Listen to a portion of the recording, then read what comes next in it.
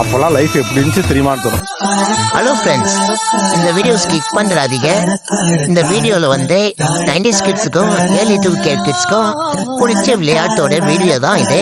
இந்த வீடியோ பிடிச்சிருந்தா நீங்கள் கமெண்ட்ல இந்த விளையாட்டோட பேரை மென்ஷன் பண்ணுங்க.